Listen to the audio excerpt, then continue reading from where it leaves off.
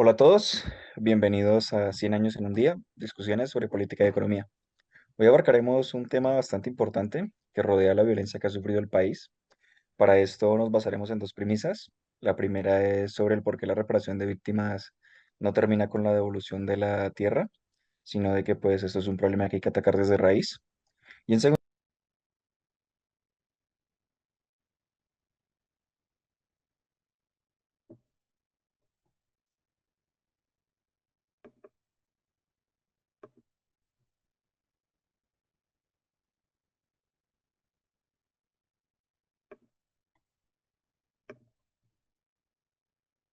muchos. Sí, muchas gracias por la oportunidad. Y hola, ¿cómo están? Muchas gracias por la invitación. Bueno, entonces pues empecemos. Vamos a dar la primera discusión, que sería el por qué la reparación de las víctimas no es solo devolver tierras y realizar actos culturales, sino de que la reparación de víctimas realmente consiste en asegurar que los actos de violencia no vuelvan a suceder. Entonces, pues para lo anterior, es importante demostrar el por qué devolver las tierras no es una reparación. Para esta afirmación analizaremos la violencia que han sufrido los pueblos en las áreas rurales a manos de la guerrilla, el ELN o cualquier grupo que sea al margen de la ley. Entonces, las personas que han sido desplazadas gracias a los procesos como de paz o el actuar del Estado o el paso del tiempo, es gente que logra recuperar sus tierras, pues ellos siguen pues con la idea de recuperar esa vida que se les fue arrebatado. El problema es que cuando ellos hacen esto, el Estado sale como a asegurar de que los damnificados ya tienen su reparación porque se les devolvió la tierra. Lo cual, si bien es cierto en algunos casos, que la gente como que continúa con su vida y entierra su pasado, la mayoría de estos casos siguen un ciclo de violencia.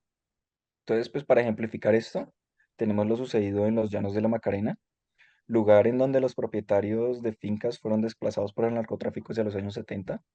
Posterior a esto, llegan las guerrillas con el fin de proteger a los campesinos. Pasa el tiempo, los narcos se van, queda la guerrilla, pero la guerrilla comienza a estafar y obligar a los campesinos a que paguen vacunas. Luego pasa el tiempo, el ejército empieza a intervenir, se genera más violencia, hay desplazados, hay asesinatos, y ves como ahí ya se va repitiendo un ciclo, ¿no? Luego con los diálogos de paz se realizaron hace poco, se supone que esto ya terminó, que el Estado devolvió la tierra a sus víctimas y uno dice como, hey, ya esto acabó, pero pues no, porque ahora ya tenemos a las disidencias de las FARC. Entonces ves como hay un ciclo que sigue ocurriendo porque el Estado no garantiza la seguridad de que eso no vuelva a suceder, sino que como, hey, ya hubo reparación, no hacemos nada más. Sí, claro. De hecho, se nota un ciclo bastante marcado. Y de acuerdo con los ejemplos que acabas de plantear, se me viene otro a la cabeza, bastante interesante. Es acerca de los acontecimientos sucedidos de los falsos positivos, que creo que todos tenemos noción al respecto. Y pues siento que también es un ejemplo bastante bueno, ya que si bien no es rural y no cumple con la idea general que estamos planteando, de que la evolución de las tierras y muchas víctimas de los dos acontecimientos sí no están bien reparadas. En realidad, muchas de las víctimas de este acontecimiento siguen guardando esos sentimientos de rabia y rencor. Y nuevamente es por lo mismo que tú dices, es por el abandono del Estado y pues el no control del mismo.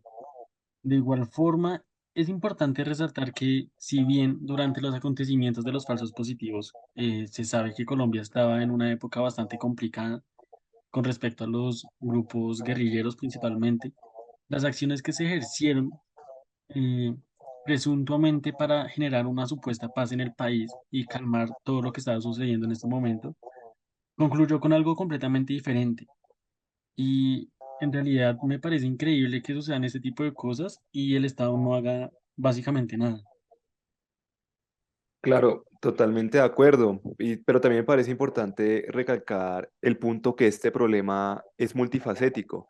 No solo tiene manifestaciones a gran escala, sino también a nivel personal, familiar o incluso comunal. Es como lo menciona el antropólogo Philippe Bourdieu, donde establece una relación entre las prácticas autodestructivas que emergen en sectores pobres de las Américas, entiéndase por estas delincuencia, agresión intrafamiliar y drogadicción, con otro tipo de violencias, unas mayores, las que encontramos por estos grupos armados que provienen por falta de presencia del Estado. Es un problema cuyas dimensiones, cabe recalcar, que afectan esferas en todo el país, pero que en su mayoría de veces son personas que provenientes del campo y escasos recursos los que sean más afectados por dichos problemas. Y entonces uno podría decir como que si a través del tiempo se ha visto este ciclo repetirse tantas veces, el Estado debería estar como preparado para prevenirlo de una mejor manera, ¿no? Sin embargo, después de 12 diálogos con diferentes grupos armados, lo único que se ha logrado vez por vez es que los grupos cambien de nombre y su ubicación y se repita el ciclo. Desde la época del Frente Nacional se ha evidenciado como muchas veces ciudadanos que se sienten abandonados por el Estado consideran que la única manera de hacerse escuchar es la toma de armas. Y personalmente pienso que mientras en estas numerosas charlas solo se les siga presentando el oído a algunos, mientras se ignora a otros, solo es cuestión de tiempo para que aquellos que se sientan por fuera de esa margen tomen medidas drásticas para que su voz sea escuchada. Sí, claro, o sea, juntamos todo esto y vemos un ciclo en que hay violencia, la gente quiere como el actor del Estado, el Estado medio dice, hey, devolvámosles esto o aceptemos un diálogo, y pues al fin y al cabo nunca se consigue nada como importante en eso. Pues ya creo que con lo anterior podemos, esto nos sirve pues como para discutir la siguiente premisa, y es el por qué la reparación de las víctimas se debe centrar en las zonas rurales por encima de las zonas urbanas. Porque si bien es cierto que las ciudades han sufrido casos de violencia por grupos armados, creo aún así de que la violencia, y no, no solo creo, o sea, creo que son datos que se ven, la violencia en la zona rural ha sido muchísimo mayor. Por ejemplo, y esto lo digo, o sea, cuando pensamos en la violencia en la zona urbana, siempre se nos viene a la cabeza ahí, los falsos positivos.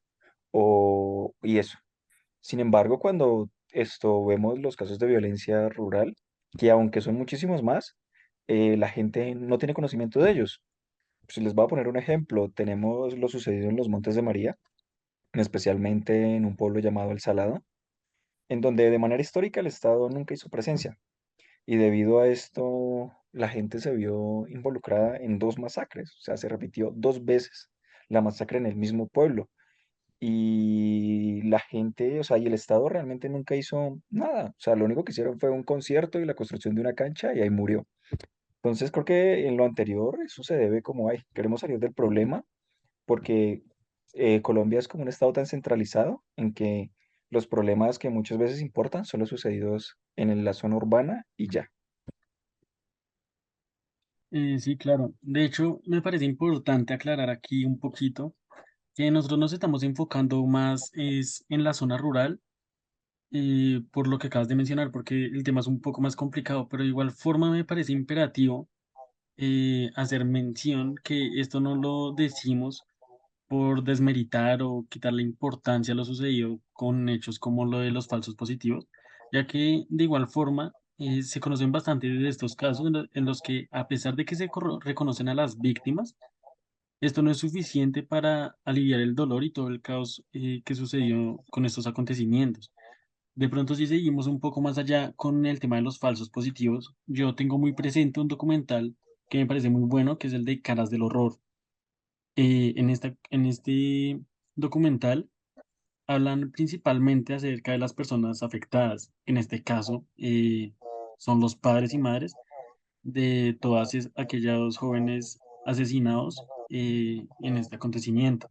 Y mencionan muchas personas, personas como Lucelia Palacio, Elvira Vázquez y muchas otras más que en realidad sería imposible completar todas las personas afectadas de este acontecimiento en este podcast. Eh, pero lo importante es que estas personas de este acontecimiento, los falsos positivos, siguen con ese sentimiento de melancolía principalmente y de rabia al no tener una reparación de víctimas acorde con lo sucedido. Debido a esto, pues lo digo principalmente porque lo que queremos resaltar principalmente en este caso es que en las zonas rurales es mucho mayor el desconocimiento y la no reparación precisa de las víctimas en masacres y acontecimientos catastróficos como los ya mencionados. Sí, me parece muy bien porque realmente yo creo que lo último que queremos hacer es minimizar la experiencia de cualquier afectado, porque la verdad, como hablando, el fenómeno del que estamos hablando es uno muy complejo, el que tiene muchas capas, pero igual sentimos que es de gran importancia centrarnos sobre todo en el campo, ya que es como su origen y donde se ve más afectado. Por eso me gustaría traer un último caso, el de la matanza de 30 civiles, ocurrió en 2001, fue realizado por el bloque Calima de las Autodefensas Unidas Colombianas y tomó lugar a través de la ruta Nanya en Cauca. Traigo este caso porque pues primero evidencia una falta de presencia del Estado y que luego fueron los mismos ciudadanos dolidos que a través de la tragedia tuvieron que presionar al Estado para que se hiciera algún tipo de justicia. Traigo en específico este caso porque me gustaría compartirles un extracto de un discurso de Lisiana, una de las muchas víctimas que hizo que su voz se escuchara, el cual dice, y cito textualmente, van a extraditar a HH, alístense, hay que salir a Popayán para dar una declaración a los medios. Si dejamos que se lo lleven, hay peligro que nunca sepamos la verdad y de que todo quede en la impunidad. Y creo que eso como encapsula más bien lo que queremos dar a entender en esta parte de la discusión. Sentimos que pues otra vez, sin minimizar la experiencia de nadie, centrándose en el campo es algo bastante importante que hacer en el momento de hablar de reparaciones, en este caso. Sí, claro, o sea, aunque pues tenemos un claro ejemplo de los falsos positivos, creo que ya en el transcurso se han dado cuenta de que son muchos los casos de violencia rural de que desconocemos.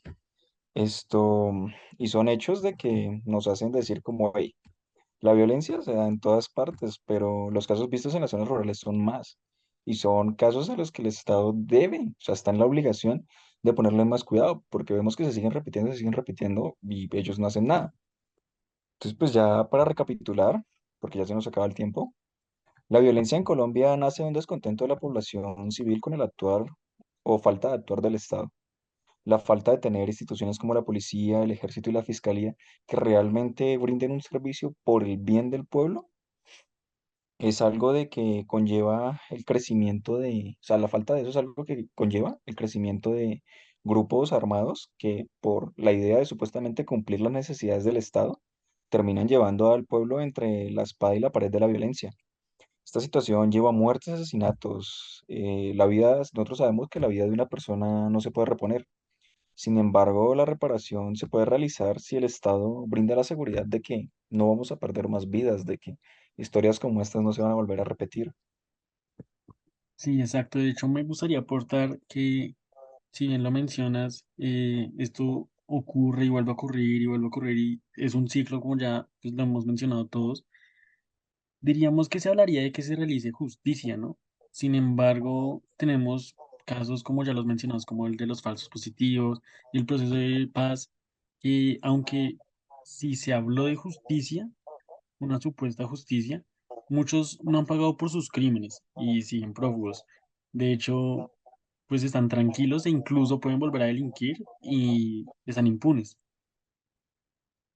Sí, es que cabe aclarar otra vez, es que incluso hablando en los temas de reparaciones es un tema tan complejo y multifacético, pero que la verdad vale la pena hablarlo y sentimos que sobre todo la clave para que esta historia no se siga repitiendo es que el Estado realmente haga una presencia en aquellas zonas en las cuales nunca ha estado, porque como lo hemos visto varias veces en muchos de los casos que hemos traído aquí y de los que no hemos mencionado incluso, la falta de presencia del Estado es uno de los mayores problemas y detonantes de este fenómeno.